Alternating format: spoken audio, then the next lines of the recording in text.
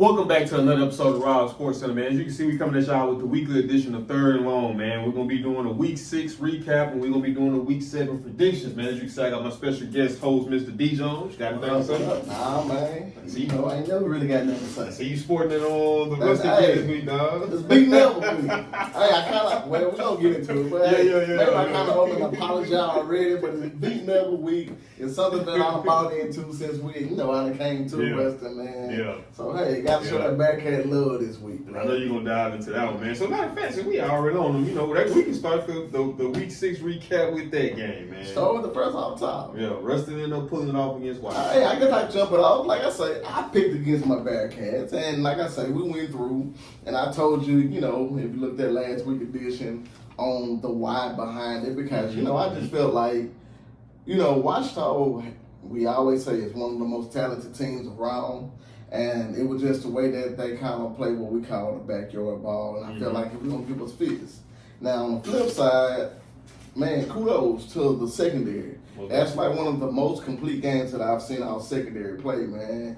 And, it goes back to, like, when I look at it, Washita passing concepts, and all of that, then I'm like, bro, they run a bunch of the go routes, which I never did, realize until, they played against us. And, go route is one of the easiest routes to stop if you got speed. And so we matched up well. And, like I say, man, the secondary stepped up and did, real good. Majors, he did good. What's my man, Dean? I would say, Dean had been struggling some weeks prior, and he stepped up. He had a big assignment on Wydale, how you want to say it. I think he was hurt last week, too, again, because he didn't play on Nah, he didn't really play last week or whatever. So, like I say, coming back and then got sticking to a big assignment, man, did well. Another defense guy that stood out was Keelan. He had a lot of pressure getting in. Noticed Trina Moore was back in the box a little bit. And we brought that up on the show when you asked, is there anything that we could do to fix it? And that was one thing we actually brought up. So evidently, maybe they seen what we seen going into that or whatever. And so, they did that. Now, like I said, it comes down. They was moving, they eating around. Right. So, they dropped, what's the man, Zero? I always forget his name. Miles Brown. Miles, yeah. They dropped him back to, safety. We ran a lot of, too high overlook, versus what we normally run with single high traditionally. But, man, they did a lot of things that went through. And then, like I said, of course, my show, I had over 100-some yards pretty much first half. What I like what we done to me, like I said, everybody might not agree with. Like I said, my big shout out, we got all different things of who did this versus the coach. And I told you earlier in the week, I'm going to shout out, I'm Coach Hogan on this one. That's what I think won. We got fourth quarter, man. It looked like Washita got tired to me. Yeah. Like I say, I seen a big boy Berryman just laying around on the ground. Even when they had offense, I seen we were rallying to the ball, and you look at Washita line, they just standing up looking like everybody looking around. So, man, to me, I feel like that was fatigue setting in. And then our man Paul, got off to a slow start, but when it came to third and fourth quarter, it started laying on him, and hey, he got the push. And so, man, kudos, big win for the Bearcats on my end. It proved a lot to me as far as some of the question marks that I had, but they definitely came in clutch when they needed it, and they stepped up on some big plays, man. And to me, that was one of the, I ain't gonna necessarily say complete game as far as offense and defense, but I'm going to say defensively, even though they had a pretty good night for Washita, but when it came down backs against the wall, red zone, man, they started playing good. And they it was like a bend but don't break type of defense or whatever. Criticizing anything, that's what I was going to say about it since you already brought it up before. We was already talking before, went on air. Like I say, the special teams, man. But then it was like, you remember how I told you about I be playing this guy on Madden, and it's like I let him get downfield before I actually try to hold defense because he's so good with the deep ball when I'm playing against him. I said maybe when we start doing the onside kicks, it shortens the field, so it gives up so much. It takes away the vertical routes and all of that. So, hey, strategic planning, cut the field in half. It's like you're back already against the wall, but eliminates the big plays. Most definitely. So that That's what I was gonna say. So that could have been the game plan, a strategic game plan. You remember even we talked about that once before, right? Going back to the 2023 state championship year when you had that good defense. Any good defense, like you said, they're most vulnerable over the top for the most part, especially single high safety. When you cut that field down and have the punch kicks now, it takes away that over the top three. And then, like I say, at the time, but the difference between that year and this year, and it's hard to say because you had people like Brantley, Jed, Brooks, Ocho, Jamal, but it was like the offense was still kind of stagnant. Most definitely. Versus this year, it's a more potent offense. Yeah. So I feel like that year they kind of did it because you had a good defense, and it was to keep them more fresh versus starting all the way down here, coming all the way down. Yeah. But I can't see that with this year's defense though. Most definitely.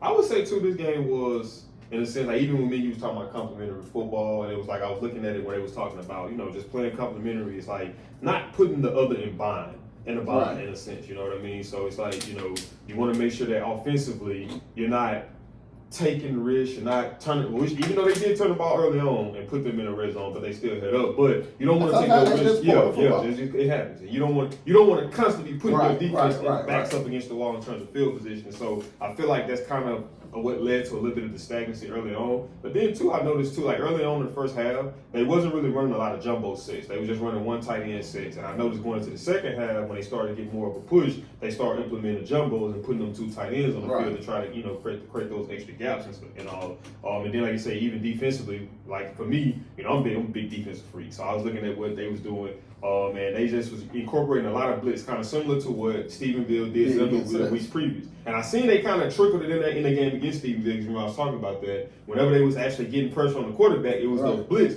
But then I was looking at, they was blitzing on the outsides in the game against Washington. The thing I didn't see in the Stephenville game was where they would have Keelan and Aiden lined up in A-gaps, and they'll blitz one and drop one, and they'll blitz both of them, right? So they were sending blitzes, but it was from different places. So you don't know if it was coming from the outside, you don't know if it was coming from the interior. So they did a good job at that. And then I think also too with sending those blitzes, especially in the third and long situations, when they was able to get the pocket, whenever they was able to push the pocket up the middle with Potts, and then whenever Connor 9 times out of 10 he gonna roll out. Especially if you take away the first option. So when you roll out, you're rolling out into the blitz. So in a sense, it's keeping you contained, and it's not really letting them, the year prior, it was backyard scrambling. Right. This year, they had to actually design quarterback runs for him to actually run the ball. That's when they was trying to get him runs up the middle. And like you said, even with the Dave thing, man, even we talked about this off camera.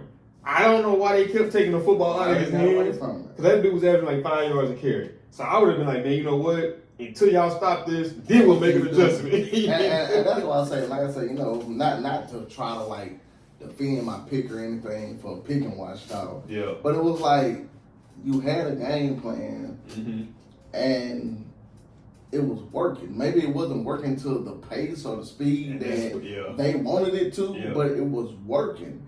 And like I told some guys, to the Washington fans that's watching. I've been arguing with them all week. It's Tuesday.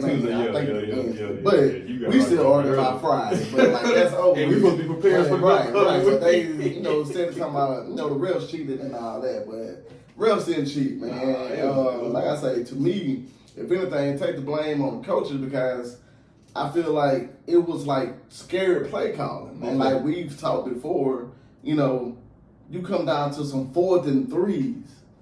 And you just didn't have the confidence to even go for it. And especially in that, the first half, the defense was going back and forward. For the way that it was going, I would have went for some of them. And if I didn't get them, I felt like my defense was good enough to, get the ball back on or turn them on down somewhere or something like that. Yeah, give us another shot. Because, both teams were moving, but they were both standing. But, man, 4th and 3, like you just said, Dave was getting almost 5 yards a carry, 4th and 3.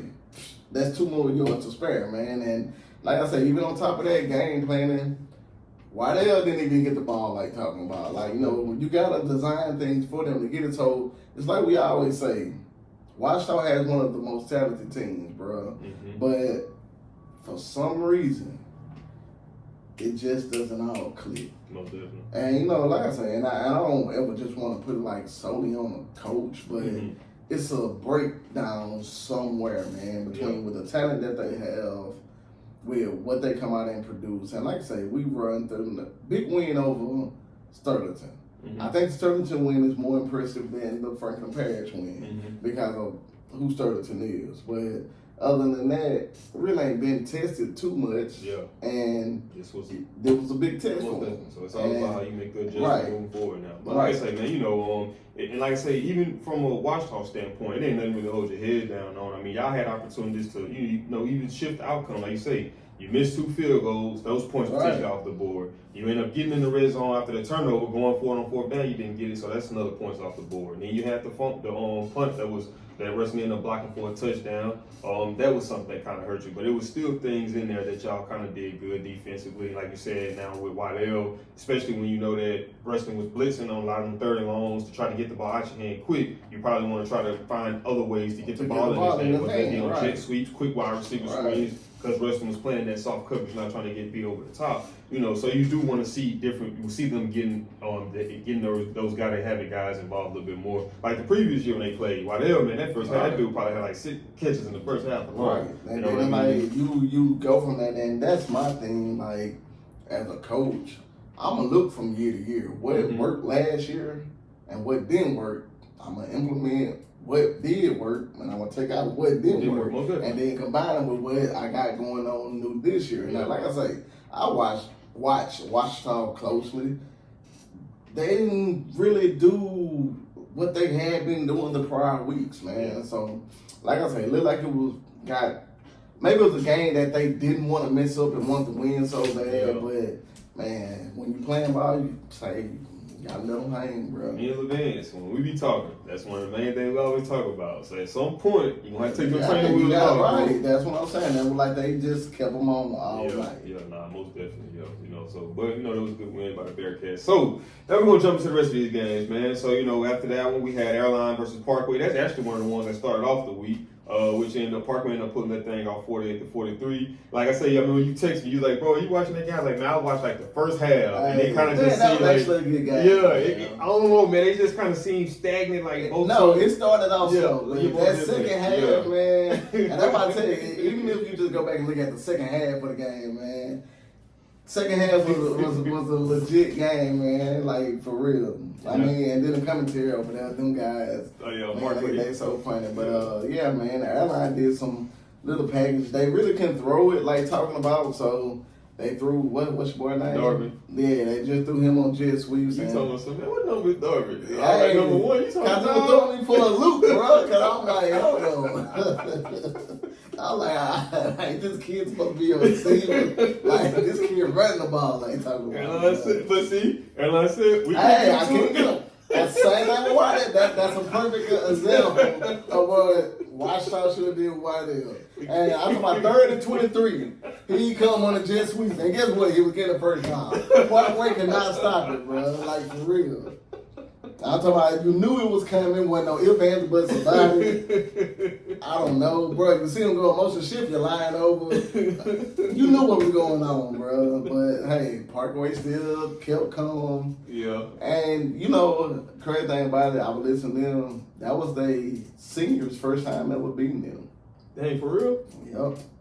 That's why they was so happy. Okay. And I tell the teacher with that, they didn't even let them shake hands after the game. Okay. Yeah. So, they had it on their mind then. Right, so then you had Ben versus Harden. Ben ended up pulling that thing off 48-40, which was actually a pretty good game. Harden been playing competitive for the most part. I don't pick them no more. They let me die every time. Then we had Huntington versus Bird. Huntington ended up pulling it off 34-28. I ain't gonna say I'm surprised on that one, but I was kind of looking for Bird to kind of, get that rhythm going. We had Edmund Carr versus Brother Martin. Carr ended up pulling that thing off 48-13. Man, I was send a shout out to that receiver, man. Easton Royale, you on my radar, bro. Like that catch Levance Harry reposted, that boy made a one-hand catch over 2 people. And this thing that I was looking at showcase how big that kid's hands is, because when he caught the ball with one hand, he walked into the end zone with his chest out like that. And they were like hitting him in the ribs or something, but it was like, hey, let me keep on going. That one thing, I'm like, man. Then you had Evangel going up against Shreve. Now this to this magnitude, I didn't see that coming, which was 71-25. So that lets me know, bro. if you pay attention though, look at Evangel last 2 weeks. I know the defense. Hey, I'm with it. I don't know what's going on. I'm with it. Yeah, I don't know what's going on over there, but hey, and that was Shreve. That was Shreve. And they did it to Hunters in the previous week. So you know. Man, y'all quit making them quarterbacks take a picture with Pop after they get blown. I don't them kids don't be want to take them pictures, man. And considering you got to think about it too, Jamar Shea Plater right now is on fire. You look at what he's been doing so far at this point through this season. So considering that they beat them, I'm assuming that they was able to kind of keep him in check to an extent too. Right. So they can just go to show you that, man, Evangel might got no mind this year, bro. So the next one, man, another one of our game of the week, man. We had Ash going up against West Monroe, man. You had Ash coming to the game undefeated, West Monroe coming in with 1 loss. And I ain't gonna lie, man. I know I picked West Monroe, but in a sense, I kind of still was surprised in the end when they ended up pulling that thing off. Based on kind of how I was looking at it. West Monroe is playing with a lot of heart. Mm-hmm. They are not giving up, and they are not laying down. Mm-hmm. Couple of miscues on Ash's side, man. Like I say, one big thing was when Ash had to settle for the field goal. Like time kind of winding down around the 2-minute mark. Mm-hmm. Could have killed a lot of time, and coach went for a play, passing play, and it's one of them things, man. If it works, you're a genius. If it doesn't, you don't know what you're doing. So, but I get the concept behind it. He was trying to put them away, kind of stop the clock, took some time away, let West Monroe score with about 30-something seconds left in the game or whatever. But if you don't do that play, you take that time away from West Monroe that allowed them to score. Then on top of that, the second mishap to me was the kickoff. Mm-hmm. Actually, on the pursuing kickoff after they tied it up 31-31. And looks like ball was caught in the end zone, should have been a touchback. To me, it looked like the kid, you kind of know how muscle memory kind of kick in where, you even though you fielded in the end zone, you still kind of run out, but you know they're going to blow the whistle. So it's like, you ain't going full. Yeah. And I felt like that's what the kid done, man. Okay. And it was like he fielded and came out of jog, and then, hey, West Monroe had it on their mind. They laid it to him, and he fumbled. West Monroe got the ball back, kicked the field goal, won the ball game. Of course, Ash was trying to go back down and score or get a field goal range, but it wasn't enough time. No, most definitely. And it's like, it's one of the things too, even for Ash. Like, this is one of those games, like kind of what we said with Watch Talk. This is a learning experience because, even up until this point, the most challenged they had been was Destrehan. So that was the biggest thing I know that you were saying was playing the battle testing. You know what I mean? So even LeVance touched on that was just that not playing 4 quarters hurt us. So like I said, once again with them, even what you said, you was like, bro, did you watch that game? I was like, the first half. You was like, bro, that game wasn't even supposed to really be close. Nah, it did not to me. I feel like Ash they kept like a 10-point cushion lead or whatever, and then it was like some busted plays. Man, shout out to Dave. He's been out over the net, Facebook and all that. Big game, man. Big props for it. I think had 219 receiving yards and 286 all-purpose. I know he had 2 touchdowns. Might have been 3, but he showed out, man. And big time players make big time plays in big time games, and he showed up. LeVance had me dying laughing. We talked on the phone for like an hour and a half, and LeVance was like, "Bro, when I tell you," he was like, "Bro, he did it all. This kid was doing." He's like, and he doing all of it with one hand. With one hand. I can say like he catching passes with his wrist. That's what I'm saying. Like for real. Like. Yeah. I said that the other week when he was going, but the way he just showed out, that, and then against a top tier team, a darn good defense. Right. And I would say even an example of the culture that they have created over in West Monroe. I did peep this out going into the second half when they was in the red zone. Trez ended up getting the first down, and I think he was celebrating. Right. And when he celebrated, they took him back. They negated some of them yards.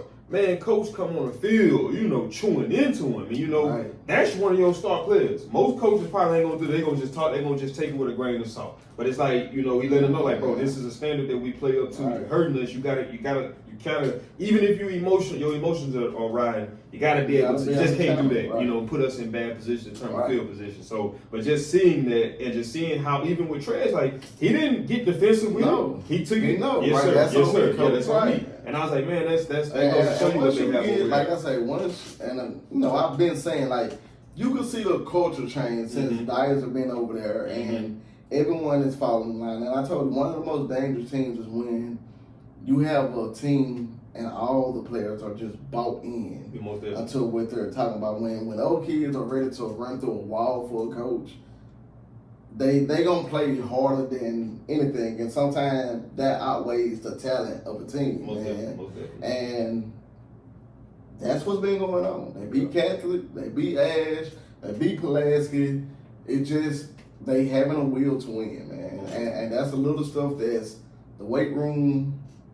When you got gassers at the end of practice, you can tell that whole demeanor is, everything is just different from how West Monroe been the past couple of years. And, you know, I always talk about that championship mentality. It's like, I know even we touched on this earlier today when we talked about the NFL game. We was talking about, ain't no way Buffalo folks lost their game. And I was just telling you, it's like, bro, it's one of them things where, as a coach or as a team, in order to be dominant, you have to find ways to remain locked in no matter what. No matter if you play a top team or the bottom of the barrel team, like that focus cannot take away everything. Like, it's almost like a standard that we gotta have. So it almost like, it don't really matter who we playing. Only time that matters is game planning. But in terms of the mentality week to week, bro, this is the standard. So it's nothing outside of this. You know what I mean? Can't keep up with you. They gotta blow them off the field. And that's just what it is. You know what I mean? I think that as of right now, other than Carr, obviously, I'm seeing that type of effort with West Monroe. You know what I mean? And their approach to the game week to week, no matter who they're playing. And like I say, once you got that type of mentality, bro, you're gonna be a hard team to beat. So, you know, we had Neville versus Pineville. Obviously, Neville ended up destroying them 56-6, so I ain't much to talk about on that one. We had Franklin Parish going up against West Washita. Franklin Parish ended up beating them 55-28, which was a pretty dominant win, man. And I'm thinking that that game was going to be, you know, a little bit more closer. Slight bit closer, but I knew the athletes was going to kind of get going. Most definitely. You know, Franklin Parish was probably like, man, we got to get back on our train. You know, they had kind of took a few losses the last few weeks to good football teams, but, you know, Sterlington ended up playing with Richwood. They dominated them 40-0. I did expect it. Union ended up playing North Caddo. They ended up beating them 46-16. Union getting some things going now. Like I was telling Sheena, man, I told her, like, man, wait till district rolling around. You know, show. Yeah, most definitely. You seeing it now. Calvary ended up beating Homer 41-12. Oak Grove ended up beating Beacom Charter 47-7. And Winfield, man, ended up pulling off 49-28. And shout out to Miss Leisha, man. I meant to get her son name. Trey? Is his name Trey? I want to say that name. It might be. He ended up scoring though. I know. Yeah. He ended up scoring a touchdown though, man. So shout out to him, man. Keep doing your thing. And then you had Cedar Creek versus Plain Dillon, bro. If I would have never. I would have been 14-2. You gotta do certain research, man. I would have been 14-2. That's why.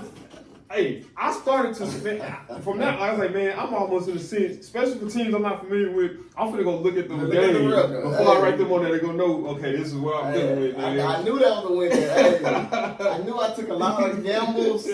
I said, okay, that's one where I'm gonna give them right there. I need that one. I needed that one. 60-6, bro. Like, come on, man. So that's on me. I gotta do my research. I gotta be a little bit better on that one, man. So I kind of got a little advantage with the small school. Yeah. But it's all good. It's I historically keep up. We gonna. I'm gonna just take that one on the chest, bro. So, man, that was the first segment. Now we're gonna jump into the second segment, man, and that's gonna be, previewing the week 7 games, giving our predictions on that. We're going to the field looking at it, man. Crazy thing, we're at a dead tie right now. I started off slow. I started kind of coming up. Yeah. Like I say, I told you since I got this red marker, everything been going downhill. Yeah. But we're at a dead even tie right now, bro. So that's a little competitive thing that we have going on, man. I don't know, man, have to put lunch on it or something. Yeah. You know, we just both competitive, man, and it's just a little friendly game that we give. I had telling this stuff up after the week. I'm talking right after the last That's game why I Friday. thought you had already looked at the week, because I'm like, well, dang, he got this time in quick. He knew he had them dudes. But hey, that one City Creek helped me though. Yeah, because I knew you had picked. I knew you picked Ash and West Monroe. Right. I knew you had picked Washington. So you ended up getting them, but then I got too. And I thought I was gonna split on one wheel. And then I told the bands I was joking with them. I said, man, I was so invested in that game because I didn't want to lose to Robert. I was like, Ruston had already won, so I lost that one. I'm like, Ash got to pull this one out. Yeah. So I was invested. I was like, bro, come on, man.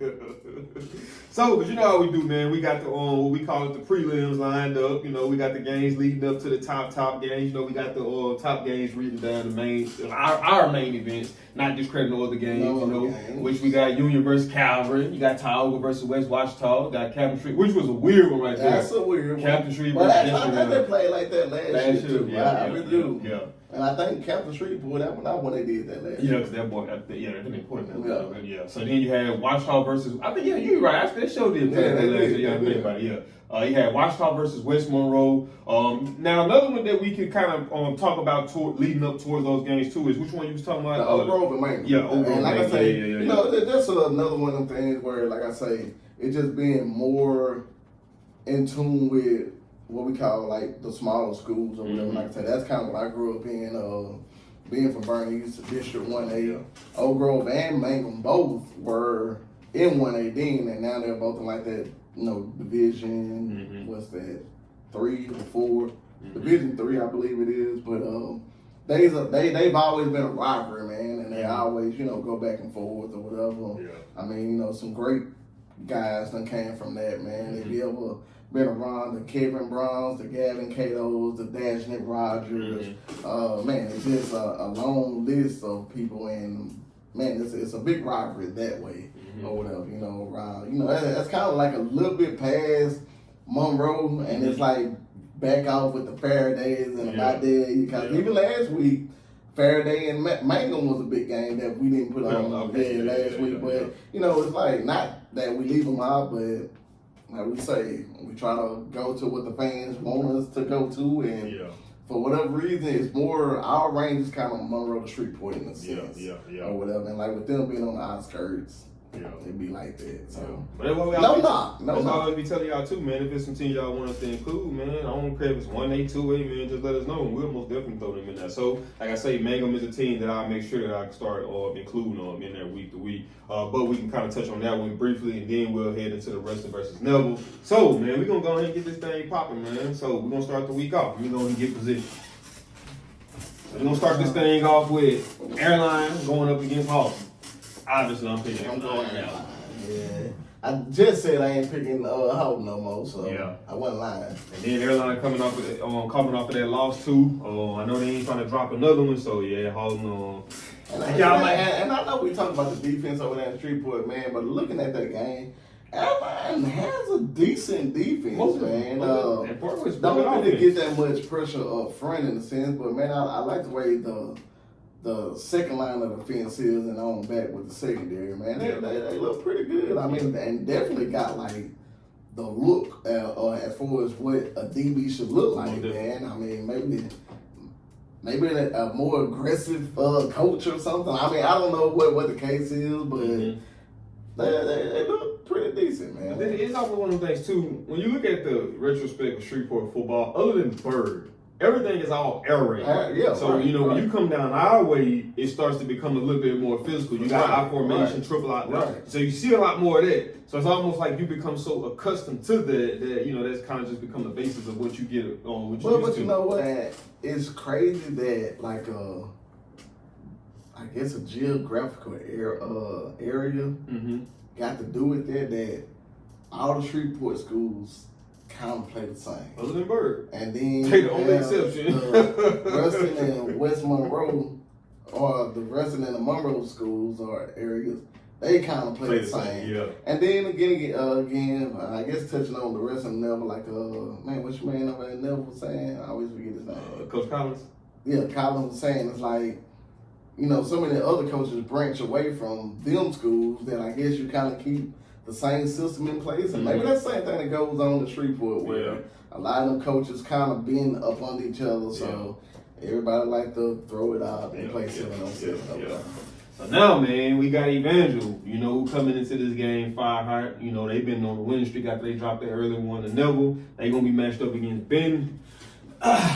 I gotta take Pop in. Yeah, I gotta take advantage on that one, man. But shout out to them boys. Them boys been playing some football, bro. And like I said, man, I knew that, after taking that loss to Ash, I knew that mentally, and not saying that it's just all because of him, but that is the leader of the team. So I knew that Pop was going to, go back, probably study that game, look at the things he did wrong, look at the things that he didn't, do necessarily right and try to move forward with that. But then it's like I say, man, when you got your leader that's, working that hard day in and day out, it just motivates the whole team. It's like you just got to come in and match the energy as well. And then I know you got the running back, I know he's another one of the captains. He's another one that I feel like that brings that level of energy, running back / linebacker. So, man, I like what them dudes got going on over there, man. So the next one, we got Bird going up against Natchitoches Central. This is an interesting one, man, because the way Bird, you've been failing me, man. Struggling. I feel like every time I picked y'all ain't came through for me.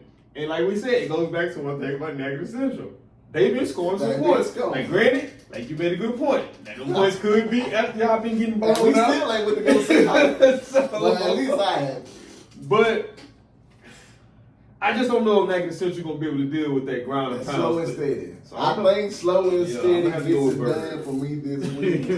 And I'm going Bird. This may be the first week I picked Bird this year. Yeah, because we picked John Eric on they went out there and destroyed John Eric. It is. So I'm gonna go Bird. Slow and steady gonna get it done. Yeah. So man, we got Parkway and Huntington coming up. I'm gonna go Parkway. That's probably gonna be a good matchup. Yeah. It's probably gonna be a little closer than what people may think. Mm-hmm. But like I say, I do like the way Huntington comes out and plays. Like I say, it was just the way I seen them against West Monroe that won me over that I still like. But overall, I do think Parkway, to me, I told you, other than Calvary, I think Parkway has the best defense over in that Shreveport area. So going with them, man. They got a pretty nice running back that's been doing pretty good. So definitely Parkway. Yeah, most definitely. I like the receiver they got too. I think number 88, long range. They got one of them guys. If you get in the bind, you can be like, he done us somewhere. And then So I know this one right here, you probably gonna be like, bro, what? Why you even got it on here? Yeah, but man, they the number one team in the state, and then obviously Ash in our district is somebody that they gonna have to possibly see if they're trying to either get to the state or with. I don't even know who they playing, but I know who they're talking about. It ain't even going to no bill.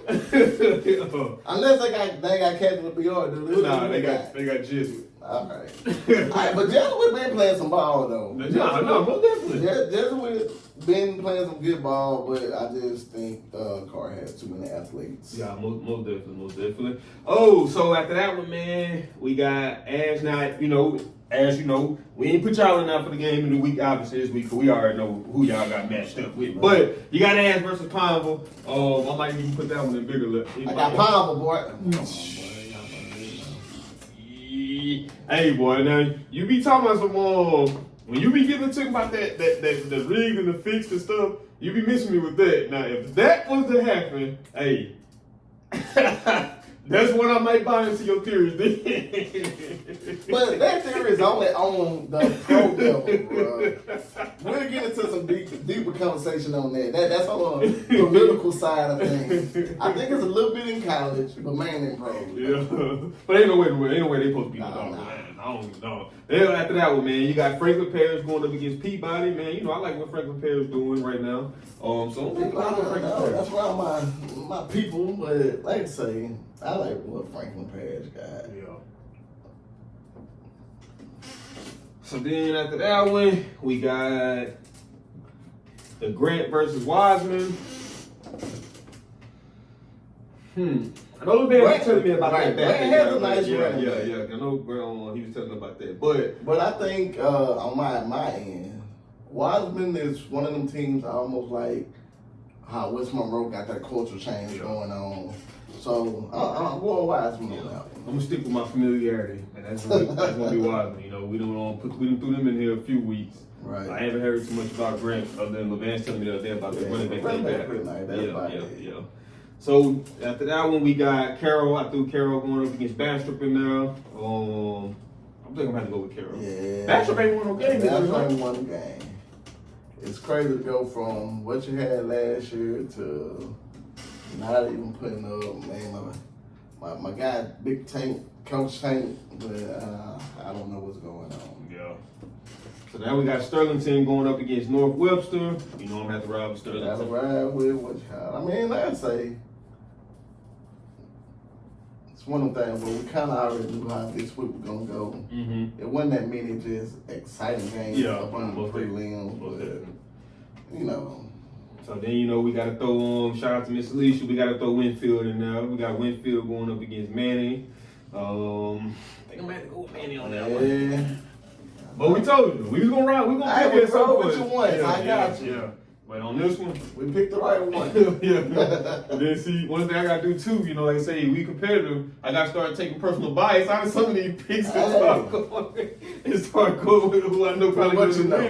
Go with what you know. So, hey, shout out to my barber on this one, man. You know, you got Haynesville going up against Cedar Creek. I have to ride with Haynesville on that. Cedar Creek, I've been riding with you. I really have since you've been on the board. But, yeah, you pulled this one off. That may be one of the greatest upsets of the year. I'm just being real. If you pull this one off, you got something special going. Ooh, my barber, I know he'll have a lot to say about that one, boy. So, man, you know, like I said, you know, before we hop off into like the main games, you know, that we got for the week, we could touch on, you know, the one that we was just talking about, which was the Oak Grove versus Langham. I wish I had got the records and stuff, so I knew exactly. Well, then I say it kind of came off the shocker. I mean, I jump out there first. Like it's a rivalry that I kind of keep up with. I always go with a little OG in that matchup, man, and they be back and forth, but I'm picking OG. Yeah, and I gotta say, West Virginia ride with familiarity on that one, and I know Oak Grove that beat some pretty, you know, decent teams too. So you know, and then you know, so I'm gonna have to ride with them on that one, man. So now we're going ahead and jump into, you know, the undercard, you know, in a sense. I wouldn't say all of it is the main card. It just is the main event. So, man, you know, with that being said, you know, I got to sell this one. I got to get my Bruce Buffer going on, man. We got Union coming into the game. We got Union coming into this game, 3-3, with losses to North DeSoto, 46-3, good football team. Lost to Ash, 57-0, good football team. Lost to Airline, 34-19, good football team. And on the winning streak, they done beat Green Oaks 30-8. They done beat Homer 48-16, and they just beat North Caddo 46-16. Now we got Calvary coming into this game, 5-1. Win over Oak Grove 30-7. Lost to Neville 38-14. Win over Franklin Parish 33-30. Win over Dartmouth Woods 37-15. Win over Magnolia School of Excellence 62-8, and a win over Homer 41-12. This is a good game, man. I ain't gonna even lie, but it is. I think I'm gonna have to ride with Calvin on this one. I mean, and then what I like to look at as far as like, you know me, who's been battle tested. Mm-hmm. And when you're going through, I may even say Union is more battle tested than Calvary. Because they done had more than 5A schools on there. Mm-hmm. Calvary only really had one 5A school. And to me, they kind of almost could have pulled that one out. Mm-hmm. They played a bigger opponent than Franklin Parish, but you might can say well, Franklin Parish beat any of them top schools that Union lost to. Mm-hmm. But I just think it's something about that Calvary team, man. They're real scrappy, bro. Mm-hmm. And no matter who they playing, they come out to play. Mm-hmm. I'm going Calvary. Yeah. And then, like, even, you know, I was talking to Sheena, and she was just like, you know, why they be scheduling them type of team. And it's one of them things where when you schedule, they don't understand that process. Yeah. Bro. When you schedule weaker teams, it gives you a false illusion of you better than what you actually are, right? And it's like when you win in those games, you kind of putting bandages over the problems that you're eventually gonna catch you on the back end when you run up on teams that's equally as good as better. But if you're scheduling a competition that's kind of, in a sense, out of your league, it's like you can be realistic with yourselves of where we're at as a team. And these are the things that we most definitely need to improve on. So now when we run across those teams that's just as good as us, or it might be a little bit better, now we put ourselves in a more realistic position to win because we know what our faults is, we can address them, and now we've been able to fix whatever the problems were moving forward. So that's one of the reasons why you might find a lot of coaches that go and schedule all right, the so teams. just on a spot question, you brought that up about the competition. Mm-hmm. So is it better to have lost to a better team or beat a weaker team? To me, I think lost to a better team.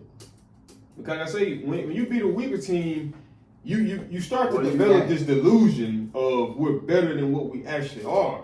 So it's like now when you run up on a team that's equally as good as you be shell shocked in a sense because these problems that we have that we haven't been exposed by, we haven't been exposed because we haven't went up against a team that has the capability of exposing it. So now when we run up on a team that has the capability of exposing, now we don't know what to do with deer caught in headlights because we was blind to these problems that already existed. It goes back into like what I was saying about what old dude was saying about LSU. He was talking about like people were so surprised when lost to Ole Miss, and he was like, bro, like y'all were delusional to the problems that lied, and they was there the whole time.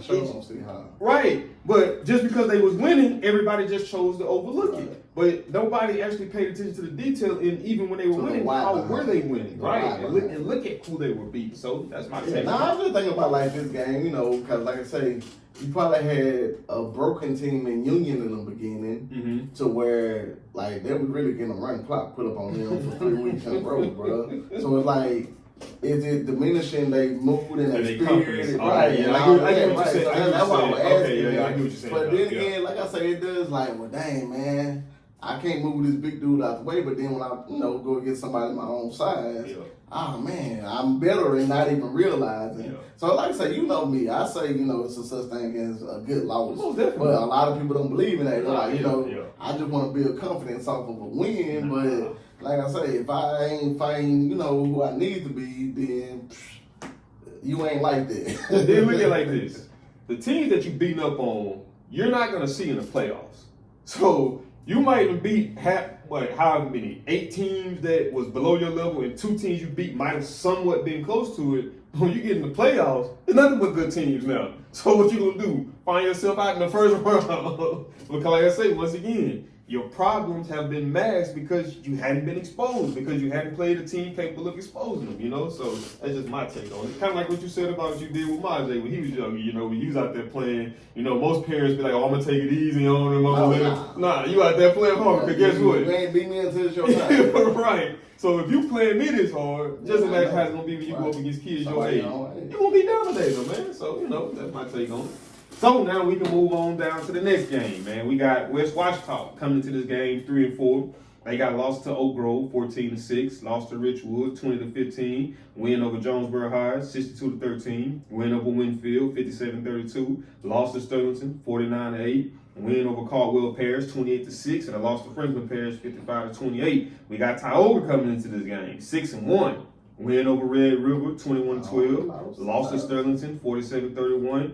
Good loss. Win over Leesville, 46-20. Win over Palmer, 56-14. Win over Richwood, 54-30. Win in Gina, 45-26, and a win over Wiseman, 59-36. Now I see one thing they can do, and that's score some doggone points. But man, like I said, I'm at the ride with Tioga. I'm at to go with Tioga now. I mean, that's me. And historically, Tioga is a team that I normally don't really like in a sense, but it's something special going on this year. They are, because I definitely didn't think they were going to beat Gina when they played that one. They beat them 45-26. Right, that's what I'm saying. I mean, that was a good one on Tioga, and then, like I said, they lost to Sterlington, and it was like they had Sterlington in the headlock in the beginning, but then all of a sudden, I don't know, Sterlington came out and revamped, and they came out. Is that the game you said where that was Sterlington got out of character, and they had to throw the ball a little bit more? Nah, that was a good watch time. That was a good watch time. Hey man, sometimes you gotta try to adapt. If this ain't working, they don't keep sitting up beating on the bricks. With Tyler, they stay in what they do, and it just They just wore Tioga down. Tioga jumped out with almost like a 14-point lead, bro. Okay. And Thurston just wore them down. Yeah. So, man, our next game, we got Destrehan coming into this game 4-2. They got a loss to Catholic BR, 32-23. Win over Bonobo, 58-20. Loss to Ash, 27-21. Win over East St. John, 50-6. Win over Terrebonne, 41-28. And then a win over Borges, however you pronounce that, 53-6. Got Shreve coming into this game 4-2. Lost to Ouachita week 1, 37-19. Win over Huntington week 2, 57-34. Win over Natchitoches Central, 42-36. Win over Benton, 49-48. Win over Airlines, 66-56. And a loss to Evangelist, 71-25. Now, I know that they're going to be coming off of this loss to Evangelist, 71-25, looking for some get back, wanting to kind of get some momentum going moving forward. But I just don't think Destrehan is going to be the team that they're going to do that against. I'm picking Destrehan now. I just think that Destrehan got a little bit. Man, this one, I didn't even realize Shreve was 4-2. I didn't either. I didn't realize that. But still went to Shreveport-based school. Yeah. They don't play enough defense for me. Yeah. And we know what Destrehan got over there. With the quarterback, running back. I like that running back. That's somebody I feel like that don't get enough credit. Obviously, when they talk, everybody talk about Jabari Mack. Rightfully so. Kid is a dog. But that running back, even last year, he won me over just looking at the games and when they played Shreve, looking at when they played Ouachita in the playoffs. I was like, man, this kid right here be toting that thing. And I thought he was a senior, so I didn't know he was actually coming back. So, I just don't know if Shreve gonna have enough to be able to bottle that up. This game, this might be the only one that may be a tiebreaker for us, because I think we're the same all across the board. Yeah, I seen you just looking at that. So, ready to rock and roll? So, man, we got the game before. Got West Monroe coming into this game 5-1. They got a win over Huntington, 41-18. Win over Pulaski, 31-17. Lost to North DeSoto, 39-28. Win over Catholic BR, 27-24. Win over Scotlandville, 40-0. Win over Ash, 34-31. Got Ouachita coming into this game 5-1. Win over Captain Shreve, 37-19. Win over Wiseman, 54-6. Win over Sterlington, 33-22. Win over Port Gibson, 44-6. Win over Franklin Parish, 42-14. And lost to Ruston, 21-14. So, remember, I had text you. And I was like, hey, bro, if you had to say, if you was doing rankings, power rankings, based off of how things are right now, who would you put number 1? And I said West Monroe. Because I had already had West Monroe in the back of my mind. I was like, let me just see what he was saying. I'm going to keep it real. Yeah. And with West Monroe having on quality wins over Catholic BR. Who was number 2 at the time. Ash, I said I would go West Monroe, number 1. Mm-hmm. I mean, because like I say, even looking at these games, like I say, we talked it over and agreed. Like me, I wouldn't be opposed to having this game here. Yeah. Because in hindsight, let's say get deep in the playoff or district. Mm-hmm. This team already got a loss. Mm-hmm. So this team possibly could afford a loss. I mean, which we know it's 2-5-8, so basically you don't need a loss. But they can afford a loss, they can afford a loss, they can afford a loss. That team can't afford a loss. If they lose, they almost out the picture already. And it's only week 2.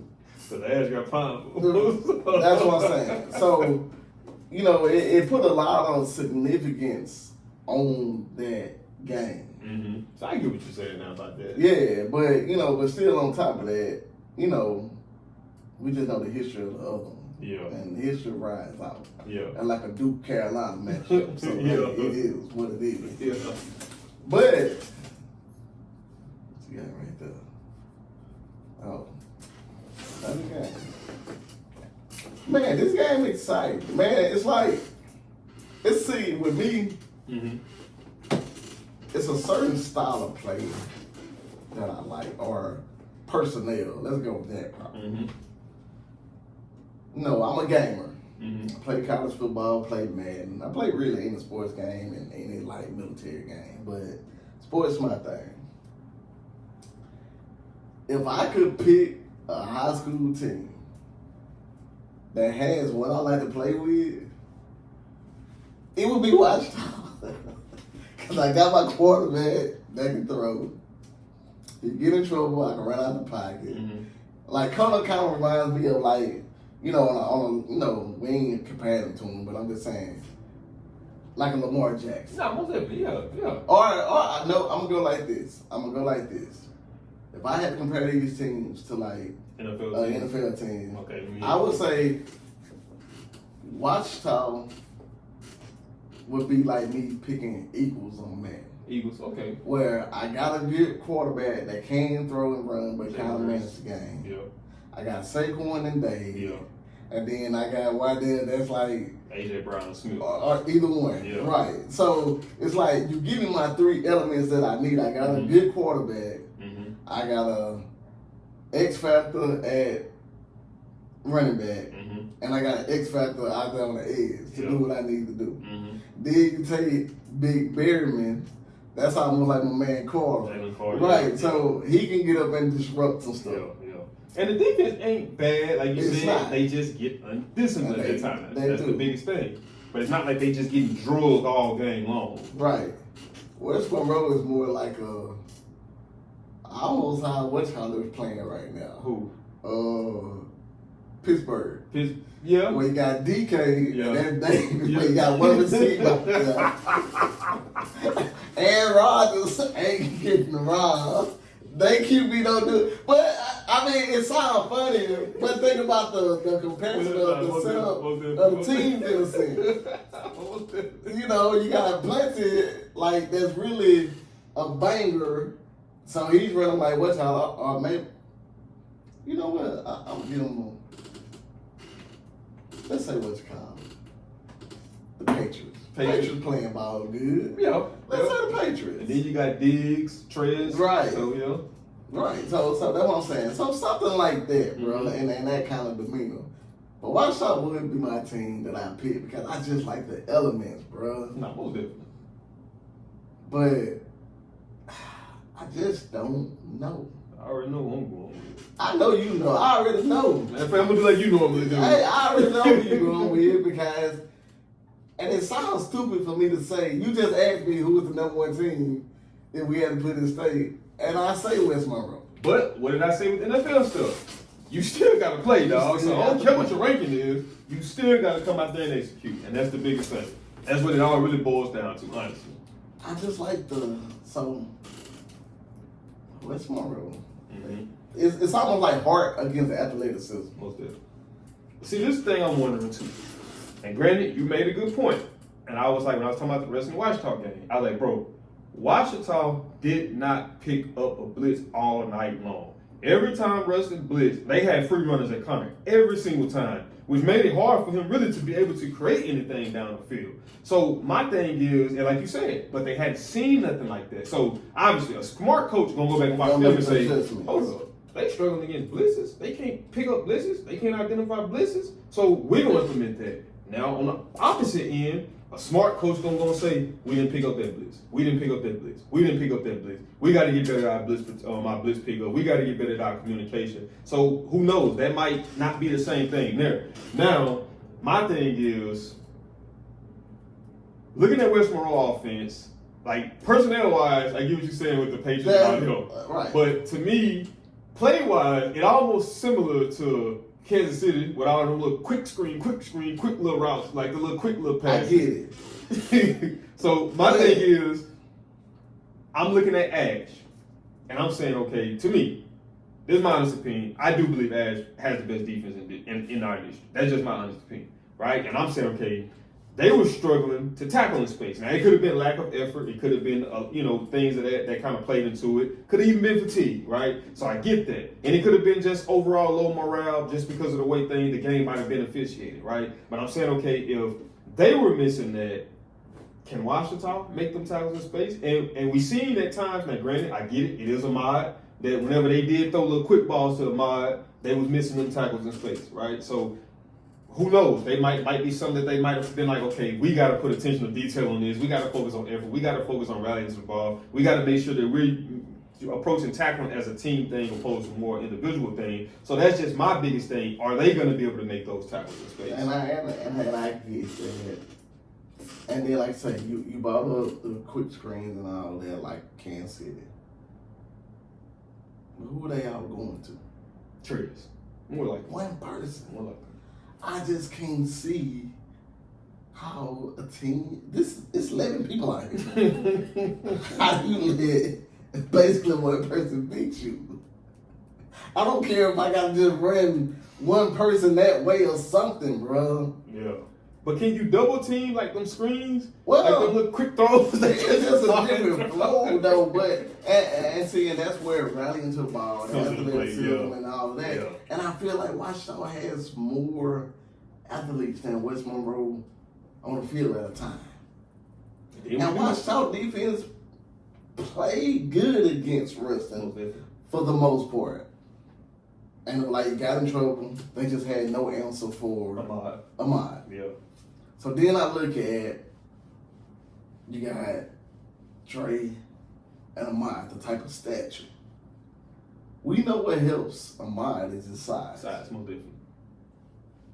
Davis don't have that size. Like, no. He's a good size kid. Yeah, most definitely. But it's not Ahmad's size. That boy shot up. And so, I even seen the heart that Waddell put out, like, man, let me hold Ahmad one-on-one. Oh, he's competing. Yeah, he was competing. It didn't work. Yeah. But I think it could work against Trey. Not saying that he would shut him down completely. No, that's not what I'm saying. Yeah. But I think he has a better chance to getting a pass breakup against him than what he would have had against Ahmad. Guy was right. Just keep it up. Yeah, exactly. That's nothing you can do about so that. So with them, they probably could jump the same. Yeah. And I'm going out on them. I might them people watch out every week this year. Yeah. But do you think too, it's one of them things where, like you said, film is out. Same thing you saying about when Russell played Connor last year. Washington saying the same thing too. He did this. He ain't doing it against us this week. Trez ain't doing it. Trez is not beating us this week. Well, if y'all beat that's us, what I'm saying. Somebody else got to somebody else doing it. Trez ain't doing it. And so you were headed to where I'm saying. Yeah. And like you say, and that's me as I'm thinking as a coach. What I was saying a while ago, I can't let one person beat me. So if somebody else beat me, it's going to have to be Plenty or the other. They got a nice other receiver, number three. I mean, I get it, but still. Yeah. So it's like, I look at Plenty. Can you block that big line and get them out the way? You know, nobody has really just actually ran the ball just consistently and convincingly against. So, watch out if I stop the run. For however reason how, I take Davis out the game. Do they got enough? Mm-hmm. So like what we were saying, West Monroe actually has to stop 3 people in a sense. Connor, Dave, Clark. Right. Washington only really kind of needs to stop 1 in a sense, in my opinion, from what I've seen. Punty's a bruiser, man. Punty's a bruiser, and like I say, he's the type that he can wear you down. Yeah. Especially if you're not built like that. But 60-some yard touchdown run like Dave. It ain't gonna too much happen. And so you're gonna have to bang Plenty up the middle and watch how big up in there, man. Big Bearman. So this gonna be all the same game for They do got your boy over there, but I think he's a tackle, huh? Tyler George. Yeah. Well, that's a good point. George against Bearman, 2 D1 people going against each other. Yeah. Oh. Well, you just made a good factor. Because you ain't brought him up. I've been waiting on you to bring him up. And that's my guy. That's a good point. Hell, they get Plenty to the second line. They get Plenty to the second line of defense. And I say, Washington linebacker be non-existent to you. But hey, man, it's all in good fun. They get him to the second level. You get West Monroe.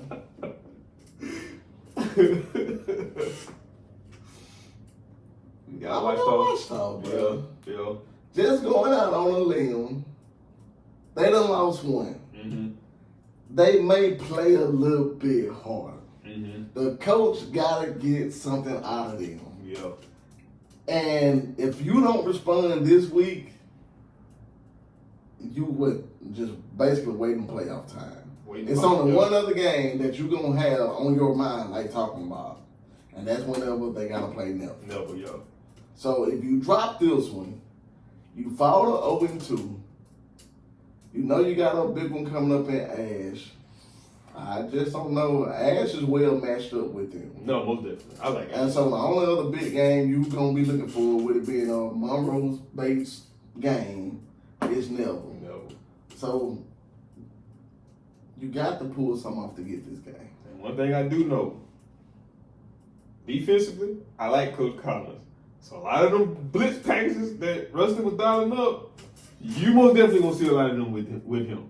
So, you know, we just never know how they gonna come out. You never know. That's what I'm saying, you know. So with that being said, going to Coach Collins, now we on the game of the week. Man, you know what? It's so crazy too. RP Mr. Lee. I remember he had commented on one of my videos that I had posted when I was breaking down the highlights, and he was like, "Bro, you know how crazy it would be for Ruston and Neville to meet up in the state last year for that 100th game."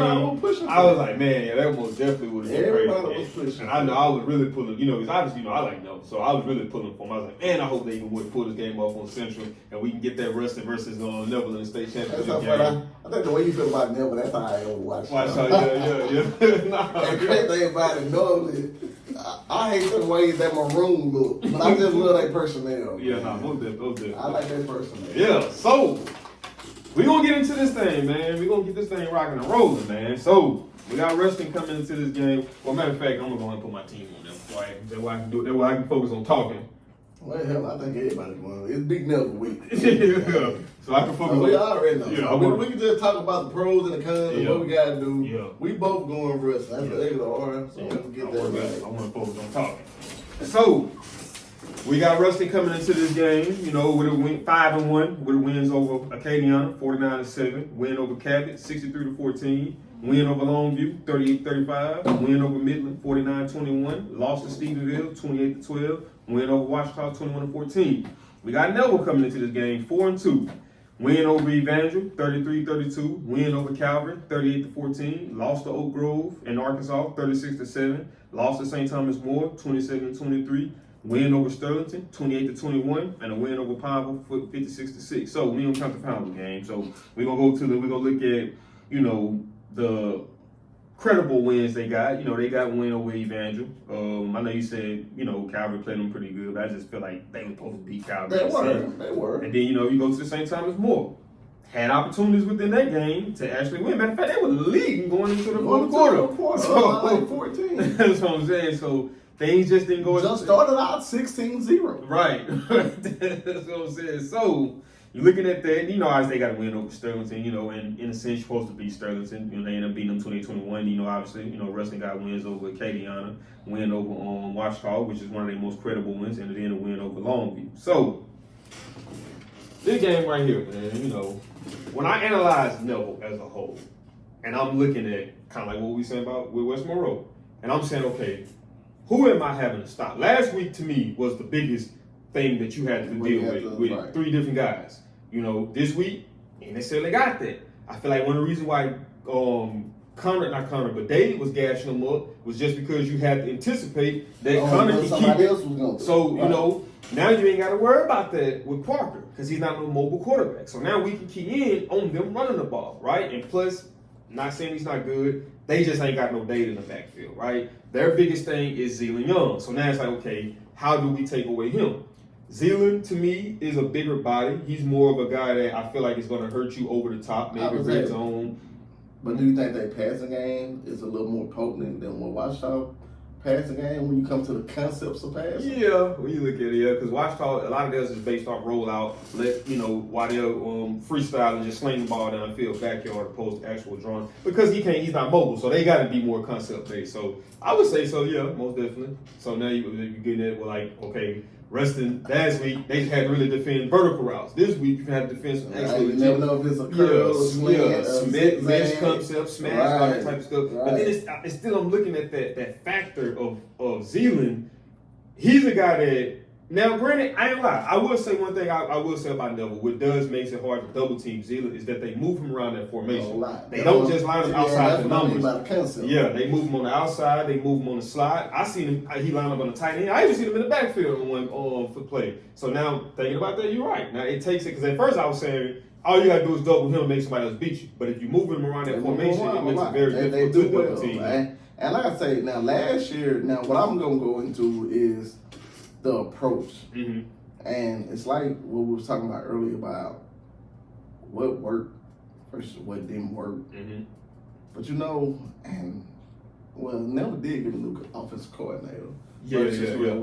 So that could be. And what I'm saying, what did Neville do well last year against Ruston? Shoot, throw the ball. But how? With them screens and stuff? Yeah, Exactly. yeah. So that's what I'm worried about as far as that. Now, granted, you had more of a better receiving core at Neville last year versus this year. But it's like, I don't know, with Neville, it's just something ain't there. Because I've looked at the game and the way they dropped to St. Thomas More, even the one to the Oak Grove, it was like they just couldn't put them away. Now, granted, you got the big win against Pineville, but that's Pineville. Like I said, them Band-Aids. Right. So now are you coming in with false hopes? Now, I know they're going to come in with different aggression, and I look at it looking at like how the jumboree was. They came in with it on their mind. So there's a lot of hype going into it. But then when things started leveling out, it just seemed like Ruston was just a slight bit better. Mm-hmm. And it started showing. Because it was like, I forgot what that score was, but after Neville got their first two scores, they became real. Was it 14-10? Something like that, yeah. So after they got their first, like I said, they got the score and then the field goal. Mm-hmm. They got real stagnant. Mm-hmm. And it's like, it just doesn't seem like the same. And we did that. Mine wasn't playing. Mm-hmm. Potts wasn't playing. Mm-hmm. So Powell was still kind of getting his feet. That's what I'm saying, right? And he came out, and that's when we used to say, kind of like I said, we're gonna talk and we're gonna keep it real. That's when we said, Powell was running timid. First time getting that big time action, he done came out of that. So you know what it's like to get hit. Yeah. And I think he's gonna be more aggressive. Yeah, most definitely. Not only him, we can even look at Hartwell. Mm-hmm. That was his first time really just getting out, like talking about. But now he's been through the pressure. Yeah. He's been through the ringer. Stephenville game done. Hey, no, now you can say it was like a dead headlight against Stephenville. But for the most part, that's the only game that he just really didn't look like, what he had been doing. Yeah. Now, going to that, and it was something I didn't bring up as far as with the Washington game, and I'm sure the coach talked to him, like on that 4th and 3, and he scrambled out. And it's so crazy because earlier in the year, we was giving them praises because it was almost like, I'm going to look downfield, ain't nobody there, I'm going to tuck and run. Then we started saying, man, just look downfield a little more. And it's so crazy. Now it's like, he looking downfield too much. Yeah, so it's like finding that balance because it was a 4th and 3, and he had definitely green grass in front of him. And probably could have ran the clock out from there if he picked up that first down and Washington never would have got the ball back. But man, it's always gonna be a hard fought battle with this. And it's even one thing we touched on earlier. My thing is that scares me about Ruston in a lot of ways is the over reliance on the line, and that goes back to what you were saying. It's almost like it's one of them things where, man, I can run, but I want to try to make sure I get my body involved. So it kind of has you two-stepping. And then even when you look at what was the common denominator between Stephenville and Washington, no Ahmad. So now whenever we put pressure on them, that slinging that ball up, whereas with Ahmad, that's what a 90 to 10% chance. Just throwing it up. He coming down with it. When anybody else other than Ahmad, that's a 50-50 shot. You know what I mean? Not saying that those kids can't win those battles, but it's a difference, like we said with the Trez thing. When you having to try to jump up and swat the ball from a 6'7" guy, man, that's almost impossible. There's really nothing you can do. So that's my thing that scares me about Ruston is I don't want them to become so over reliant on Ahmad. And then even if that's the case, if we are going to, utilize him, like try to find different ways to get him the ball. Whether like I was saying with Neville does with Zealand, moving him around the formation. Because like in a couple of times when I seen in the Washington game, they had, even though he was still catching the ball, but you still had Clark right here, and then you got a safety that's bracketing him over the top. You know what I mean? I say, yeah, and it goes to it. So back to the concept of, like I say, a team. I look at Ruston, and they kind of remind me of more of let's say Detroit Lions. Detroit Lions. Hartwell is almost like golf. Probably a little. He's more athletic than golf. Yeah. I give Powell being like Gibbs. Mm-hmm. Then you got two good receivers like how you got St. Brown and Williamson. Then we got Ahmad and Sam Laporta. And right, well, but I'm still putting Ahmad as like a receiver. So okay, right, yeah, so yeah. you know you got him and what's my boy name? Number one.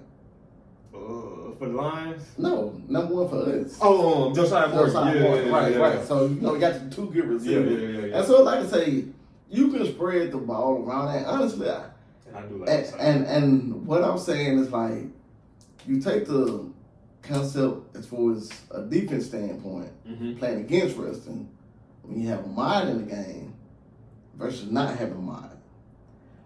With him, his presence on the field, just being there, it opens up everything for Paul and everything, because now it's like, I have to worry about this 6'7", 6'8" guy, whatever you want to put him. I have to worry about it. So I can't just all out blitz my linebackers or something like that. And then, you know, it's just so much concept, and he brings so much attention that it opens up for like Morgan and stuff. And I feel like that's where the key lies at. And Morgan actually had a big game against Neville. No, most definitely. You know, in the Jamboree. So, I mean, I don't know. It's like, you have Juju.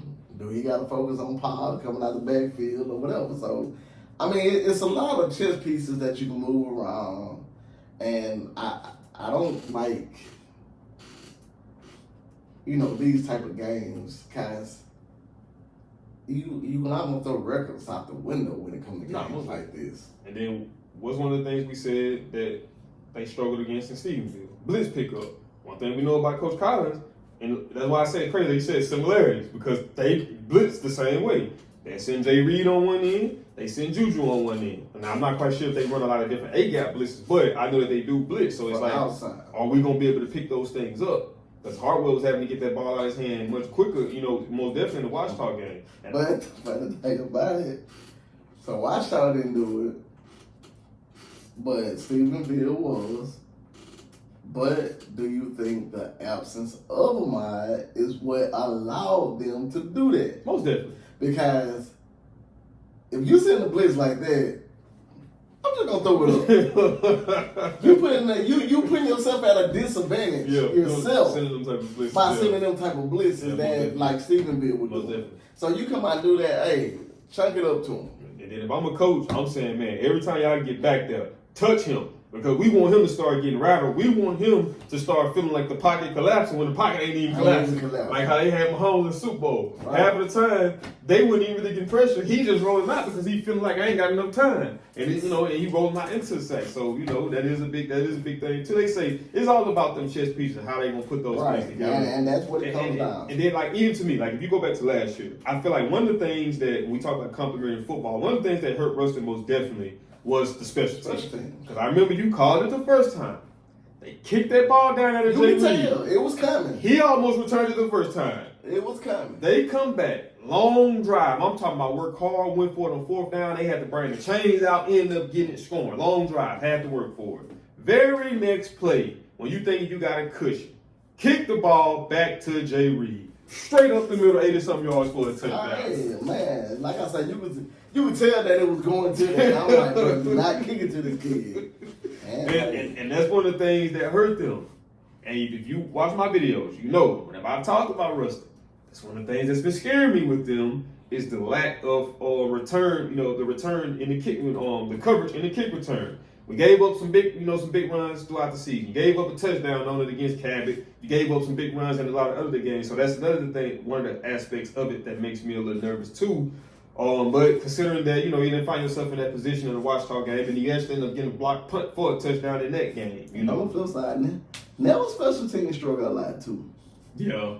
And it's we ain't gonna even speak on it. But it's been historically. And they special teams. Hey, yeah, so it's almost it's a big question mark. Right, it's even. It's an even matchup, you know. It's just who wants it more. Yeah, that's the biggest thing. So it's gonna be, like I say, just honestly, you know, like you said, one of the things with Neville, it's like, okay, we coming off, you know, probably one of our better performances of the season. Granted, look at who was again. So do you have that low? It's almost equivalent to Saban. I was looking at it earlier before you got over here, and Saban was just talking about one of the hardest things for him as a coach was to keep his guys motivated. It wasn't the losses that bothered him. It was the wins when we either shouldn't have won or when we beat a team who was lower than than us. And it's almost one of the things with them. Are we going into this game with a false sense of confidence, thinking that we? And honestly, me looking at it, and I said that to myself. That's what I'm hoping happens. Mm-hmm. I'm hoping Neville. I'm thinking that we back to this, we back to that. We push Powell around, and then I was like we say about that level of competition. Now, I done got hit. Where that come from? Where it come from? And now I'm stunned and can't shake back. Yeah, that's what I'm hoping happens. Yeah, like. That's my whole theory of this game right there. Because we know one thing about Ruston at this point. They know that they human. Never gonna come out and play. Yeah, most definitely. I mean, Ruston gonna come out and play week in and week out. Yeah. I'm hoping, cause that's the thing with Neville. It's like that inconsistent. That the only thing that I've seen inconsistent with Ruston, but they inconsistent being like a building block in a sense. And like I said, that was a secondary. And we knew it was a lot of missing pieces in the beginning. And you add, and basically it's like just trying to find that right combination. Mm-hmm. And they put it together against Washita. Now, if we come out and have that same type of, deal, then I feel like we win it. And we are in their backyard, too. We are, and that's why I was thinking going through this. Some of them PIs that Washita complaining about, they probably gonna get them. Playing over there at Neville. And if I'm a coach, I know Saban always talk about don't let outside influences affect the game or affect your preparation for the game. But I remember specifically when Neville won last year, they stormed on the field, they stomped on the Bearcat logo, they ran to the end zone, talking noise to the cat box, So it's time. You in doing some get back, man. Not saying y'all need to go in there and step on, just let your play on the field do that, But like I say, man, realistically though, as a whole, man, I think Ruston pulled it off. Man, I guess that's why Ruston was so happy in the jamboree. Yeah. But which, like Coach Boss said, like, what for? Yeah. Like it wasn't no big deal. Yeah. We went to state last year. They didn't. So why? Why even be that excited? Now, granted, it's Neville, but don't act like you won a championship. Well, don't act like we didn't expect that we could think that we could beat them. Right, that's what I'm saying. Right. Beat them, line up, shake hands, and head to the button. Let's go. It just goes back to, like you said, you preparing for Ruston going into it. Even though I know it's more scheme-based, your biggest thing you're worried about is Zealand Young. Neville going into it, you got to worry about Pop. Then you got to worry about Ahmad.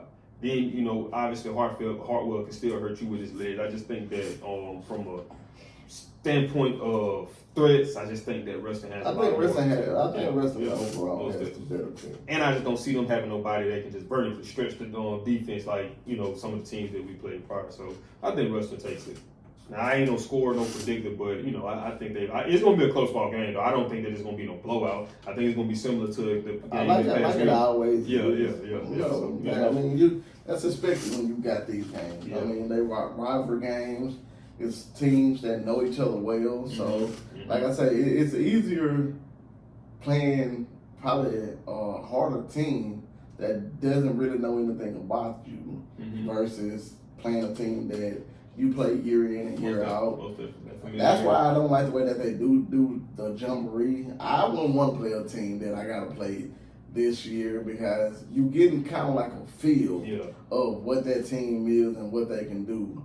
I ain't never liked that, but it's kind of been on our side for the most part the last couple of years because I know we had a jamboree against West Monroe and ended up beating them. Now last year, I can't even remember the Ruston and Neville jamboree last year. But you remember last year? Yes, I do. Aiden came. Okay, now you bringing it back to me. Yeah, I do. That's why I said, you better take this one back. And him and Nichols going back and forth. So, I do. So, it's one of the things that I hope it don't replay like the history repeats itself. Ruston wins the jamboree. Neville wins the game. Yeah. So we'll see. People know me, I'm very superstitious. Yeah. But so we just gotta outplay it. Yeah. You know, we're gonna briefly touch on some of the we're gonna touch on the home team, college team real fast, man. What you think about them Tigers? I mean, did you see any I ain't even gonna say a good win against South Carolina, I'm gonna say a decent win. Mm-hmm. You pulled it off, you won it. I just still don't like the way that the offense. I mean, you get the ball on like the 1 and 2 yard line, and we can't put it in. Get in the red zone. That's my perfect drive downfield. Then throw an interception. It's like, come on, bro. It's like, I don't know. It just something got to give. I don't know. I just don't like the way it looked, man. I don't. Basically, you saying, bro, we running out of time. Right, These things coming to the end of the season. these things need to be getting fixed. This was stuff we supposed to be doing. Played and already started. I mean, for real.